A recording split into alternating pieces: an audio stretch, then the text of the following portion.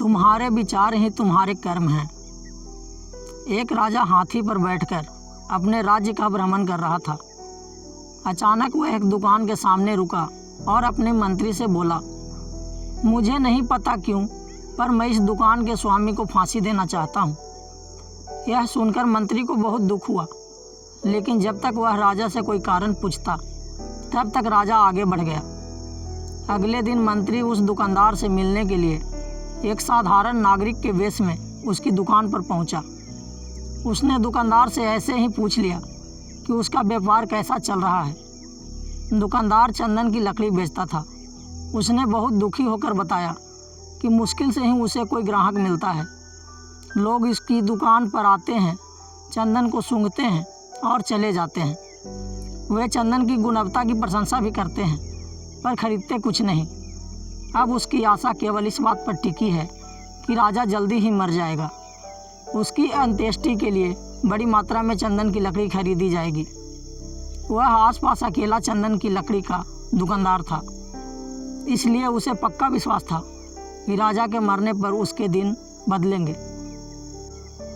अब मंत्री की समझ में आ गया कि राजा उसकी दुकान के सामने क्यों रुका था और क्यों दुकानदार को मार डालने की इच्छा व्यक्त की थी।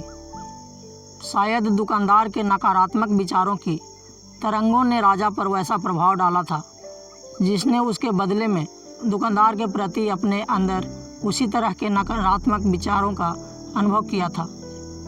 बुद्धिमान मंत्री ने इस विषय पर कुछ क्षण तक विचार किया।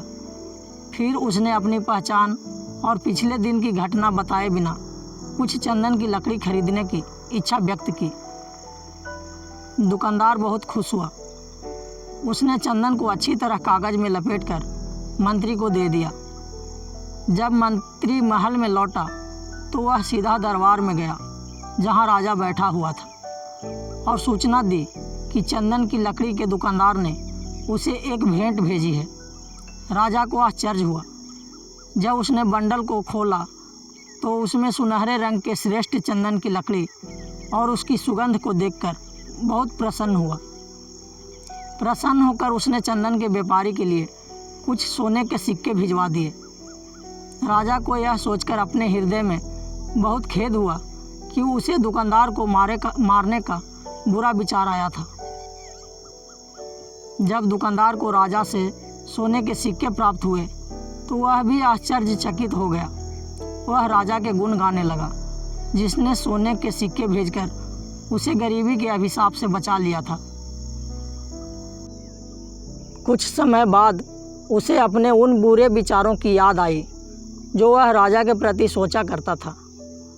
उसे अपने व्यक्तिगत स्वार्थ के लिए ऐसे नकारात्मक विचार करने पर बहुत पश्चाताप हुआ। कहानी से शिक्षा: यदि हम दूसरे व्यक्तियों के प्रति अच्छे और दयालु विचार रखेंगे तो वे सकारात्मक विचार हमारे पास अनुकूल रूप में ही लौटेंगे, लेकिन यदि हम बुरे विचारों को पालेंगे तो वह विचार हमारे पास उसी रूप में लौटेंगे। धन्यवाद।